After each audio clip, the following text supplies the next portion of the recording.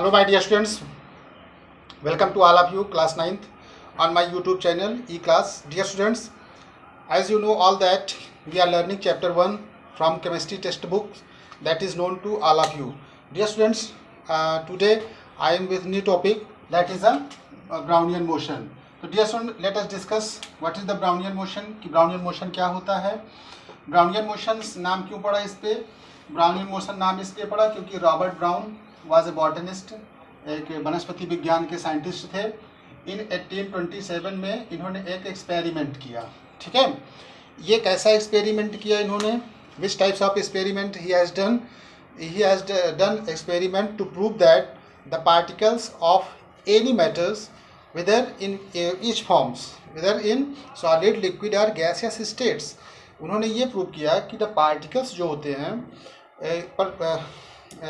मुख्य रूप से तो उन्होंने लिक्विड लिया था. ठीक है, तो इन्होंने ये प्रूव किया कि जो पार्टिकल्स होते हैं वो बहुत वेरी स्मॉल पार्टिकल्स यानी वेरी टाइनी पार्टिकल्स. ठीक है, और वो पार्टिकल्स क्या करते हैं? मोशन में रहते हैं. ठीक है, it was believed that the particles are in continuously in moving position and the particles are very tiny, very small particles. ठीक है, microscopic particles which can be seen through a microscope with a high amplification microscope. Dear students, now let us discuss what is the Brownian motions. Brownian motions ये कब किया गया था? 1827 में. इसका नाम क्यों पड़ा? इनका नाम रॉबर्ट ब्राउन फुल था. रॉबर्ट ब्राउन इन 1827 में इन्होंने क्या एक्सपेरिमेंट किया? इन्होंने एक पॉलन ग्रेन लिया. ठीक है, पॉलन ग्रेन, और पॉलन ग्रेन को वाटर में डाल दिया. ठीक है, वाटर में डाल दिया, सस्पेंड किया वाटर में.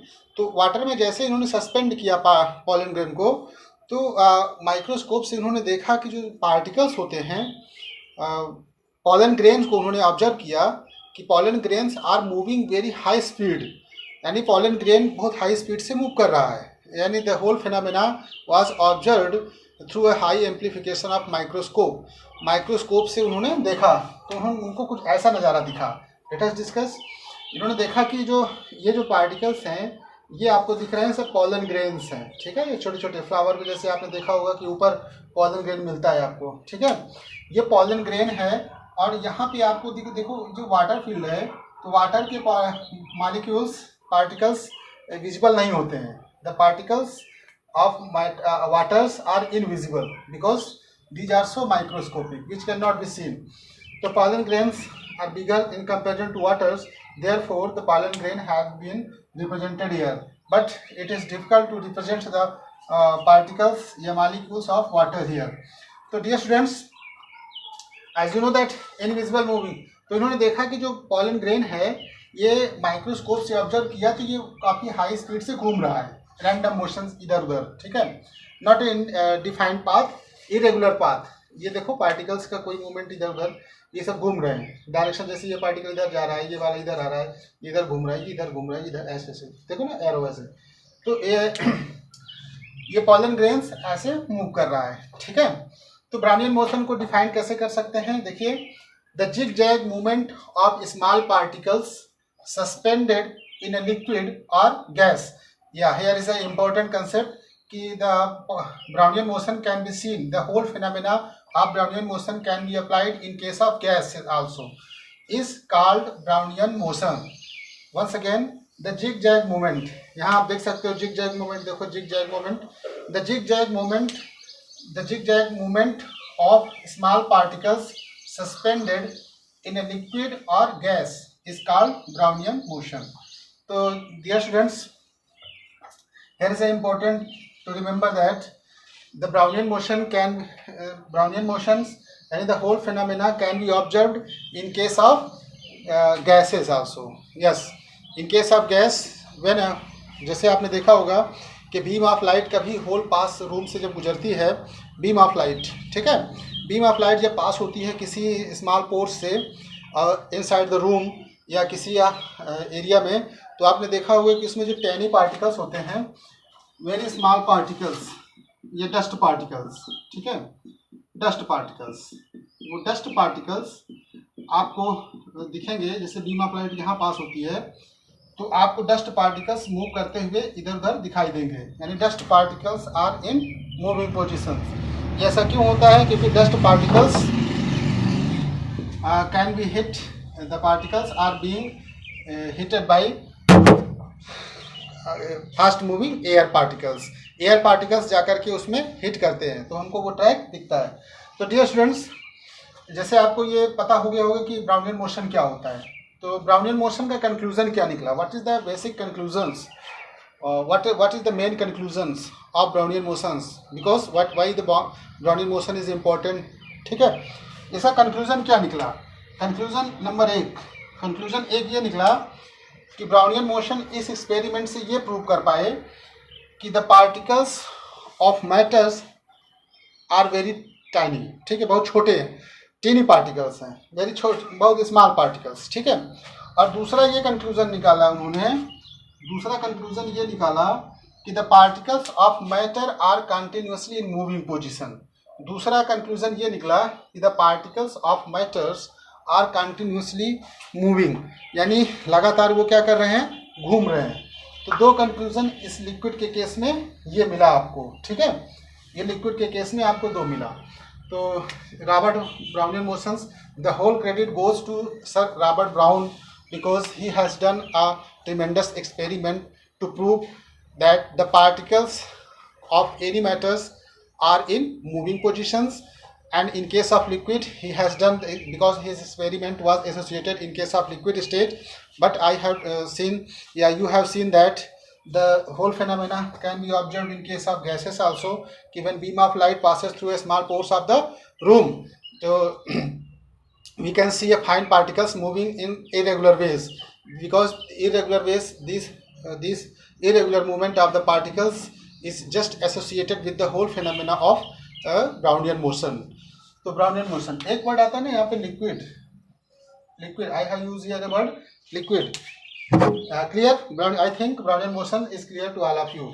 अब यहाँ पे देखिए लिखा invisible moving particles of water which continuously hit the pollen grain.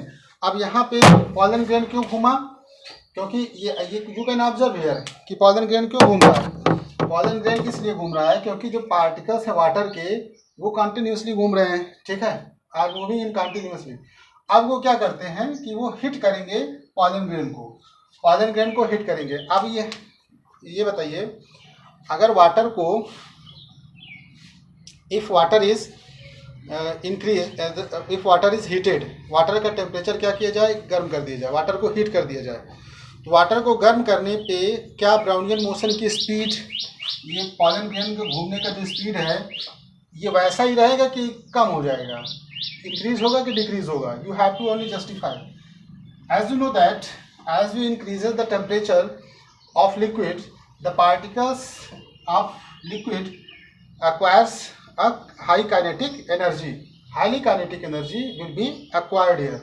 तो काइनेटिक एनर्जी उनकी बढ़ जाएगी। जब काइनेटिक एनर्जी बढ़ जाएगी तो particles will move in very high speed, so therefore the hitting rate will be increased. इसलिए पॉलन ग्रेन की स्पीड क्या हो जाएगी? और ज़्यादा बढ़ जाएगी। यहाँ पे लिखा है ना, invisible moving particles of water which continuously hit the pollen grains and make it move. So this is, once again remember that what is the Brownian motions summary? The zigzag movement of small particles suspended in a liquid or gas is called Brownian motion. Conclusion क्या निकला Brownian motion का? You have to learn what is the basic conclusions of Brownian motion. Brownian motion का पहला conclusion क्या है? पहला conclusion यही है कि particles of matters are very microscopic and tiny particles. और दूसरा क्या है? Particles are moving in with very high speed, यानी particles are continuously in moving state. तो ये कह सकते हैं। This I think Brownian motion is clear. Okay, thank you. Now let us move another topic here is a important which is known to all of you, but I have to clear once again. जैसे one sentence is written as the fluid, fluid. ठीक है, ये fluid क्या होता है?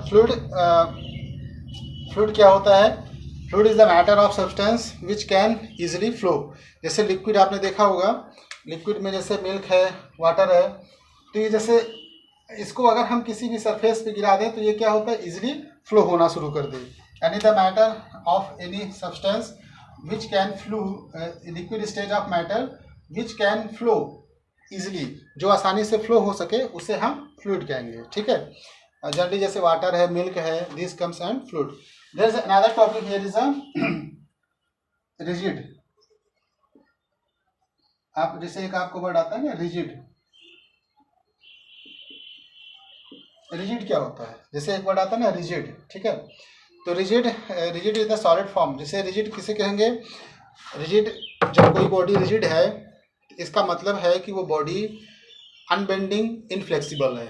जैसे ये BRICS आप देख रहे हो, ये ब्रिक्स ये आपका रिजिड है, ठीक है। ये रिजिड क्यों है, because it has tendency to maintain its shape and size, its surface area, because it has hold all the surface area। अब इसमें क्या है कि ये पार्टिकल्स अपने को क्या करें, होल्ड किए हुए हैं, ठीक है। अब इसको जब हम बाहर एक्सटर्नल फोर्स जब तक बहुत ज़्यादा नहीं लगाएंगे ये डिस्टर्ब नहीं होंगे, ठीक है। तो हम इसे कह देते हैं रिजिड। तो unbending inflexible substances are considered as a rigid. तो रिजिड क्या है, rigid is the solid form of the matter, solid form of the matter, ठीक है। तो रिजिड और फ्लूइड ये आपके हो गए। तो अब ये बताइए जैसे फ्लूइड है, ठीक है, फ्लूइड में आपको दोनों आता है। फ्लूइड में आपका गैस आता है, ठीक है, लिक्विड आता है, ठीक है, लिक्विड और gas, because you can see the whole systems in case of gas also liquid.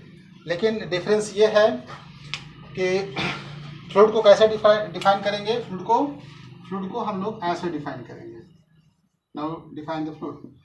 Fluid is the form of liquid which occupies the lower part of container in which it is kept। जैसे मैं किसी भी एक container में थोड़ा सा liquid इसमें डालूं तो ये लिक्विड कहाँ रहेगा, केवल जितना लोअर सरफेस को ये गेन करेगा, पहले जितना रहेगा इतने पे ही रहेगा। अगर इतना लिक्विड डाला तो इतना ही रहेगा, ठीक है। अब अगर हम गैस इसमें डाल देंगे तो gas will fill the whole part of the container in which it is kept।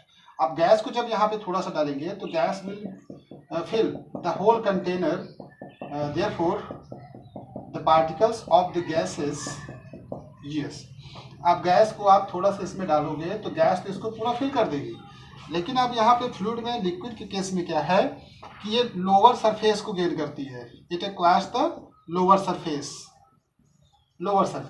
it occupies the lower surface। यानी we can see fluid is the form of the matter which occupies the lower part of the surface या vessel या container in which it is kept।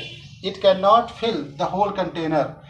In case of gas we can say that in case of gas the particles of the gas, as you know that there is a maximum gap between the any two particles of the gases, यानी we can see a large number of intermolecular spaces between the particles of the any two particle of the gases। तो whole we can say, तो इसलिए यहाँ पे हम बता सकते हैं। और रिजिड क्या है, rigid is the solid form of the matter, it is the property of the matter through which the solid maintain its shape and size, ठीक है। It is we cannot deform by which this property the solid cannot be deformed। Thank you students। I think it was very interesting class and I hope all of you have learned all the content very carefully and by being concentrate। Thank you students।